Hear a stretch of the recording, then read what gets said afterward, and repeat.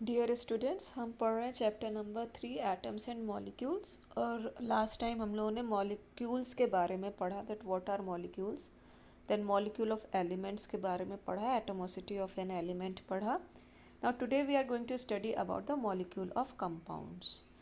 तो अगर किसी कंपाउंड के मॉलिक्यूल की हम बात कर रहे हैं तो उसमें जो एटम्स होते हैं आपके दो या दो से ज़्यादा टाइप के एटम्स हो सकते हैं। ठीक है, तो molecule of a compound contains atoms of two और more different types of elements. जैसे कुछ एग्जाम्पल्स यहाँ पे आपके दे रखे हैं, उन एग्जाम्पल्स को हम देखते हैं।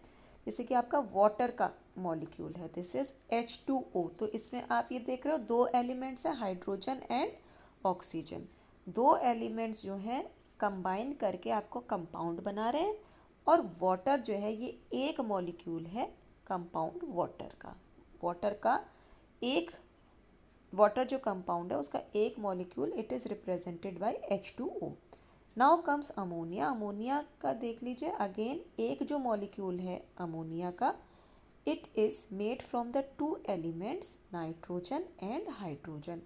कार्बन डाइऑक्साइड, अगेन जो आपका एक मॉलिक्यूल कार्बन डाइऑक्साइड का, it is made up of two elements carbon and oxygen. Hydrochloric acid HCl। Nitric acid, यहाँ पे आप देख रहे हैं नाइट्रिक एसिड का एक मॉलिक्यूल जो है तीन एलिमेंट से मिलकर के बना हुआ है, hydrogen, nitrogen and oxygen. So a molecule of a compound can contain atoms of two different elements और more than two different elements. जैसे कि अब आप सल्फ्यूरिक एसिड का यहाँ पे एग्जाम्पल देख रहे हैं, तो यहाँ पे 1, 2 and 3 elements are there, hydrogen, sulphur and oxygen. ये तीनों कंबाइन करके आपका बना रहे हैं एक मॉलिक्यूल कंपाउंड सल्फ्यूरिक एसिड का। ठीक है, तो अगेन जैसे कि अब यहाँ पे देखिए कंबाइनिंग एलिमेंट्स हाइड्रोजन, ऑक्सीजन, ये हम लोग अभी अभी डिस्कस करे हैं। नाउ हर एक एलिमेंट के कितने एटम्स हैं? वाटर के केस में वाटर का फॉर्मूला है H2O, तो हाइड्रोजन के दो एटम्स हो गए, ऑक्सीजन का 1 एटम हो गया। सल्फ्यूरिक एसिड का अगर हम एग्जांपल देखें तो दो आपके हाइड्रोजन के एटम्स हो गए, एक एटम आपका सल्फर का हो गया और ऑक्सीजन का एटम 4 हमारे ऑक्सीजन के एटम हो गए। Okay, so I think now with this slide it is very clear to you that what a molecule of a compound comprises of। और इसके डिफरेंट आपने एग्जाम्पल्स देख लिए हैं जिसमें दो एलिमेंट्स भी हैं या दो से ज़्यादा एलिमेंट्स भी प्रेजेंट हैं। Okay, now will come to the ions. Ions क्या होता है? आयंस आपके चार्ज पार्टिकल्स होते हैं। चार्ज पार्टिकल्स का क्या मतलब है? या तो उसमें पॉजिटिव चार्ज होगा या फिर उसमें नेगेटिव चार्ज होगा। अब पॉजिटिव चार्ज अगर है तो वो आयन आपका कहलाता है कैटायन, और जो अगर आपका नेगेटिव चार्ज है तो वो आयन आपका कहलाता है anion. So a positively charge ion is term to be as the cation and the negatively charge ion is term to be as the anion. ठीक है, so compounds containing metals and non metal element contain charge ions called the charge particles called the ions. जो भी charge particles हैं उनको हम ions बोलते हैं।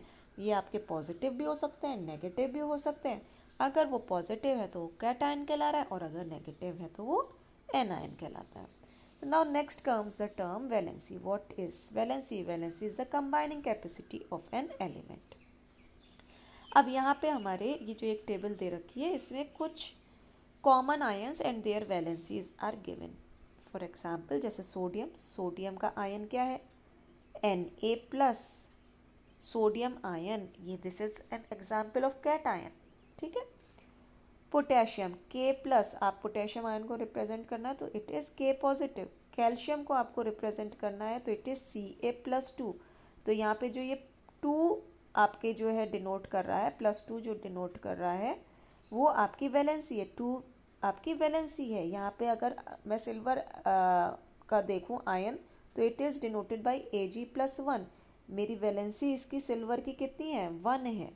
ठीक है, ऐसे ही यहाँ पे दो वैलेंसी के और जो एग्जाम्पल दे रखा है वो है आपका ऑक्साइड आयन। जहाँ पे आप देख पा रहे हैं कि O2- है तो ये N ion, this because negative sign is there तो anion, it is anion, लेकिन इसकी वैलेंसी कितनी है, 2 है। ऐसी कार्बोनेट जो है, कार्बोनेट भी आपका एन आयन की कैटेगरी में आता है और वैलेंसी इसकी कितनी है, 2 है।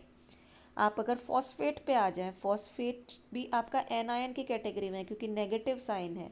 नाइट्राइड आपका नेगेटिव साइन है तो एन आयन की कैटेगरी में है और इनकी वैलेंसी कितनी है, 3 is the valency.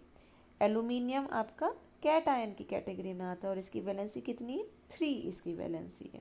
So here is some examples of common ions and their valencies, and in this for the same valency whether it is 1 there are certain cations also and there are certain anions also।